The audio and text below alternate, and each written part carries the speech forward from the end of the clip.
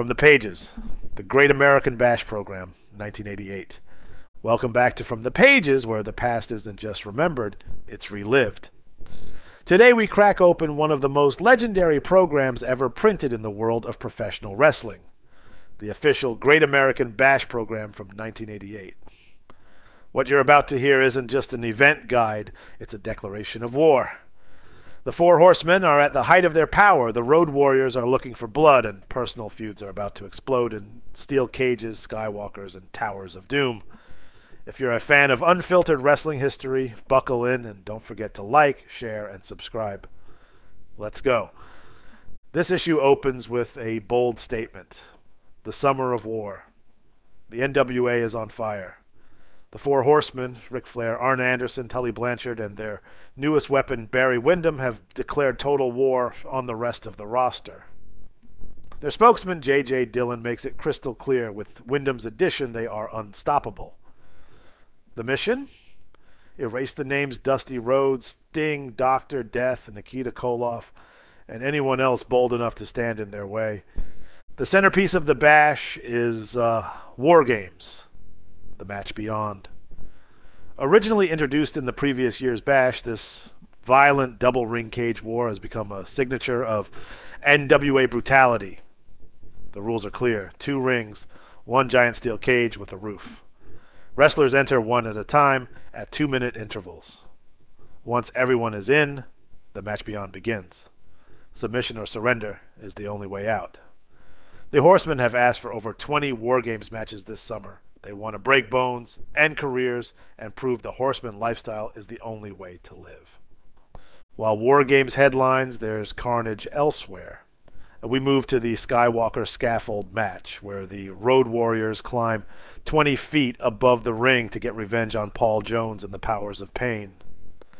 Paul Jones brags about his new monster, the mysterious Russian assassin. But Paul Ellering promises that the scaffold is no place for the weak. Animal and Hawk are willing to fall from the heavens to destroy Jones's army once and for all. Back on solid ground, we focus on the blood feud between the Fantastics and the Midnight Express. It all started when the Fantastics beat Bobby Eaton and Stan Lane for the U.S. Tag Team titles. Jim Cornette lost his mind. He whipped Tommy Rogers with a belt, pushed the NWA to declare war, and even got himself suspended in a straight jacket above the ring in Baltimore. These teams are signed to bunkhouse brawls, title defenses, and the scaffold matches.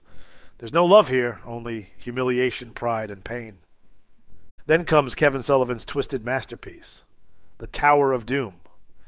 Inspired by a legend from ancient China, the tower is a 3-tier steel cage. 5 men from each team start at the top and fight their way down through trapdoors, all while Sullivan's obsession with precious fuels his madness. Jimmy Garvin fights for love. Sullivan fights for control. The prize? Freedom and Precious herself. The Tower of Doom is no metaphor. It's real. It's terrifying. And the outcome will be final. The World Television title is defended by Mike Rotundo, who's had an impressive run since taking the title from Nikita Koloff.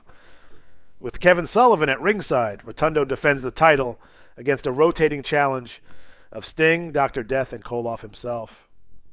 Each challenger brings a different kind of danger.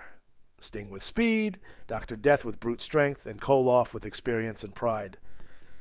Sullivan will do anything to protect his man, and the referee is rarely the one in control when Sullivan is outside the ring. We then witness the clash of 2 titans, Ric Flair versus Lex Luger.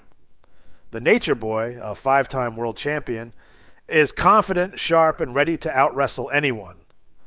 Lex Luger, the total package, has blazed a trail through the NWA, leaving tag titles and broken bodies behind. Flair may be the best, but Luger is the most determined. Their Baltimore showdown will be unforgettable, especially after the Horsemen brutally attacked Luger during a formal contract signing aboard a private yacht. The world title hangs in the balance, but so does revenge. Then we spotlight the grudge matches between Barry Windham and his former allies, Dusty Rhodes and Lex Luger.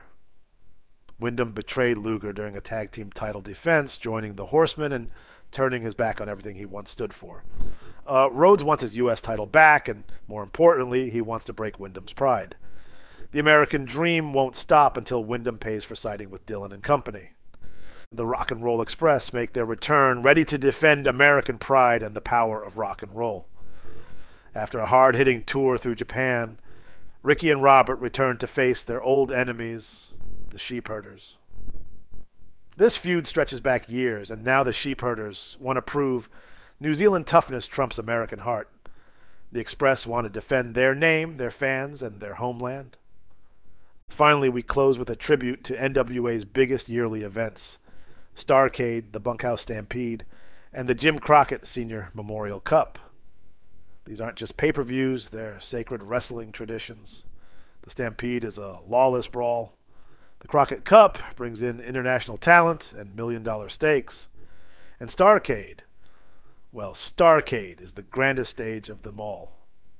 This program is more than a collection of matches. It's a war journal. Every page is loaded with grudges, betrayals, and declarations of dominance. The four horsemen want to rule.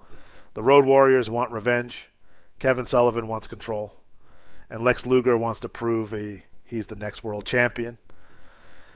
If this trip into the firestorm of 1988 got your blood pumping, then don't just sit there. Like, share, and subscribe to From the Pages for more deep dives into the magazines, programs, and history that's made wrestling what it is today. We'll see you next time, where the past is always ringside.